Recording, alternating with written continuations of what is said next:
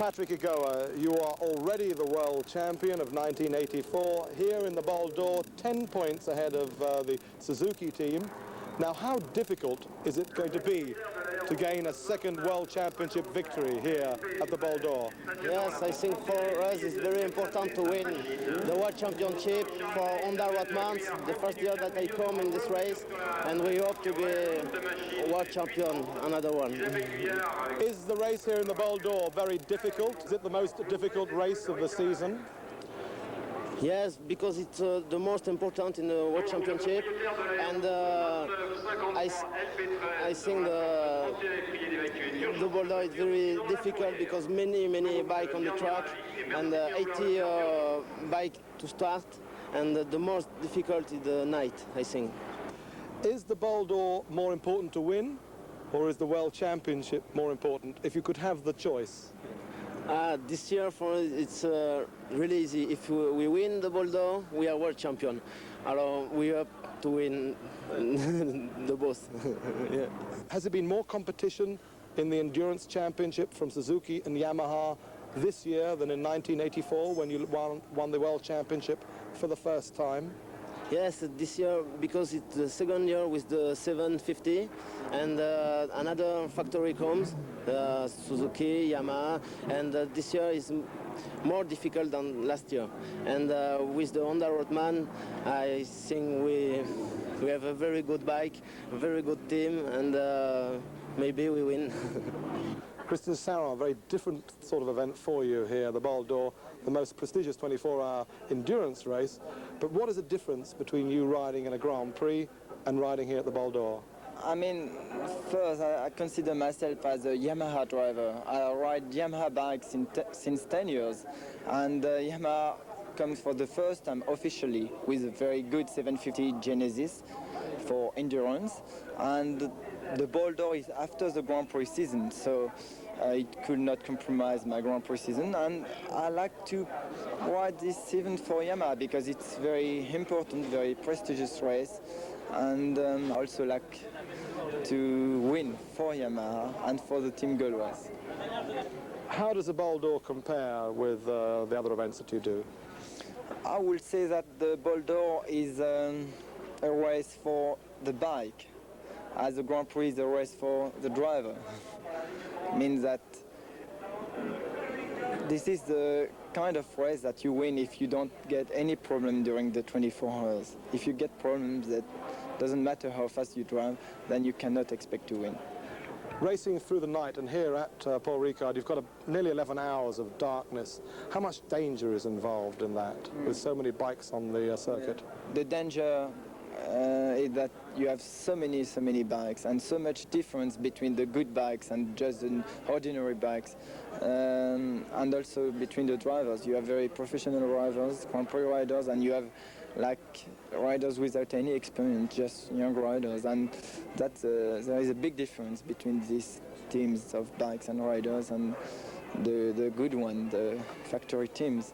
So you must be careful because you catch these other guys very quick in the straight or in the corner, and the danger is not to hit one of them.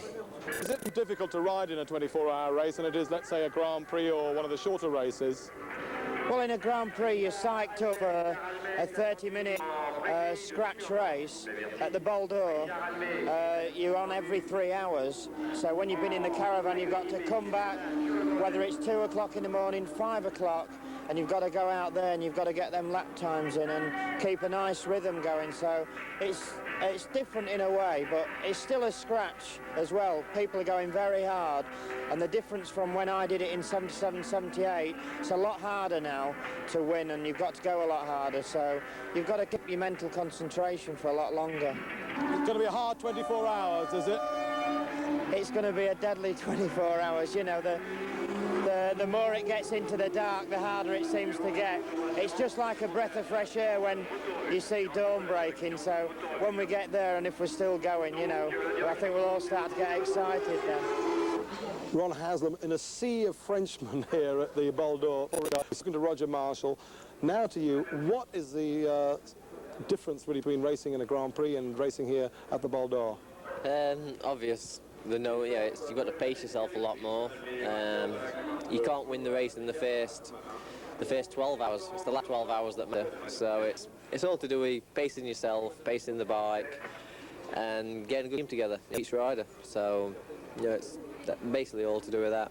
Well, there's a very strong team here. There's, of course, yourself, finished 4th in the World Championship. Roger Marsh has won the British Championship.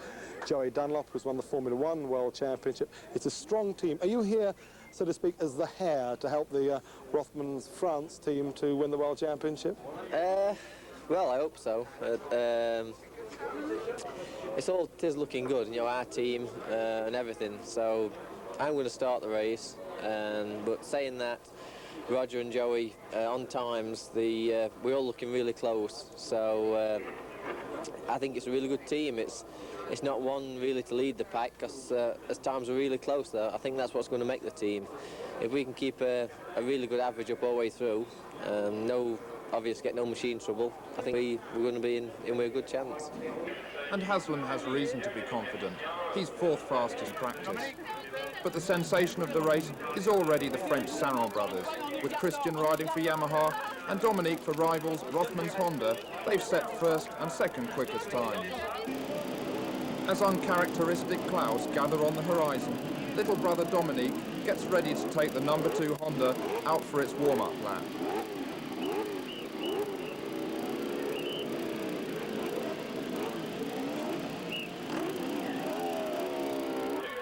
Lying 3rd in the World Championship chase, Herve Moineau doesn't look so happy. He's 3rd fastest in practice and shows all the signs of a nasty attack of pre-race nerves.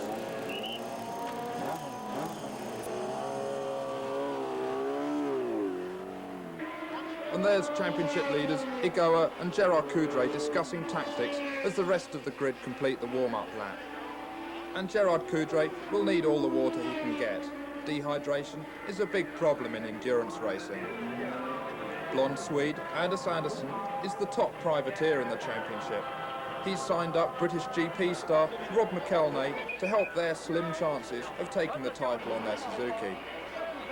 Suzuki's Jean-Pierre Houdin, 2nd in the title chase, and partner Patrick de Rodriguez received team orders. Houdin is just 10 points behind the leaders and the biggest threat to Honda's victory. The immaculate Paris-based Giporto Honda. And the top British team, with Swedish rider Vesa Kultalahti and Matt Oxley checking on last-minute adjustments to their semi-factory Honda. They're lying 6th in the championship. Fans will do anything to get the best view of the action as the 3 p.m. start gets closer and closer. Now there's just seconds to go before the green light will send riders rushing across the track to their machines in the famous Le Mans start. But no, it's raining and the riders are refusing to start the race on slick tyres. All their machines are shod with bald, slick tyres, which are great for maximum grip in the dry, but lethal in the wet. Little Guy Bertin leads the riders' revolt and the crowd don't like the delay.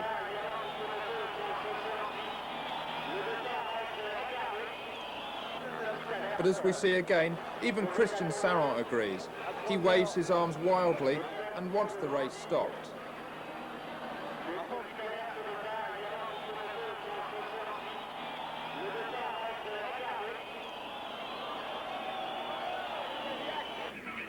Now it's the mechanics' turn for action. Slick tyres are wheeled away and wet tyres fitted in an instant. But confusion reigns. The number 2 Honda decides to run with a slick on the back and a wet on the front.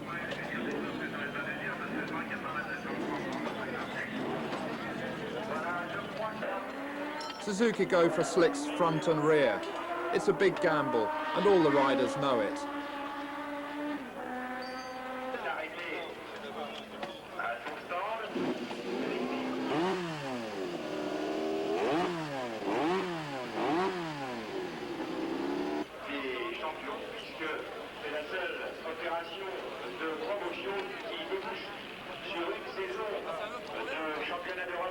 Dominique Sarron takes the Honda away for its 2nd warm-up lap. and brother Christian doesn't look happy. It's still wet on some parts of the track, and with 80 riders out there, the start is going to be treacherous. Ron Haslam has decided on slicks 2 on his new single-sided swinging arm Honda. Let's try again, say the riders, as they line up for their second go at the Le Mans start.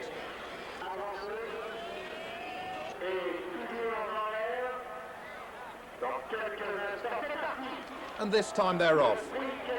And it's little Dominique Sarron who gets the whole shot and takes his Rothmans Honda into the lead. The roar of engines is deafening as 80 riders and machines blast off for 24 hours of mental, physical and mechanical torture.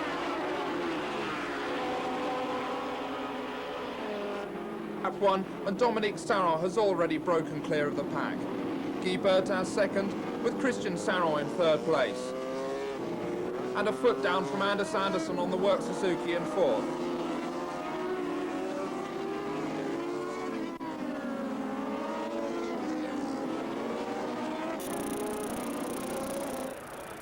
...180 miles an hour down the Mistral Straight for the first time, as the yellow flag comes out to warn riders it's still wet. Dominique Sarron still leads, but big brother Christian is up to second now, Guy Bertin third, and world title leader Gerard Coudray fourth. And just look at the rest of the pack screaming down the Mistral Straight.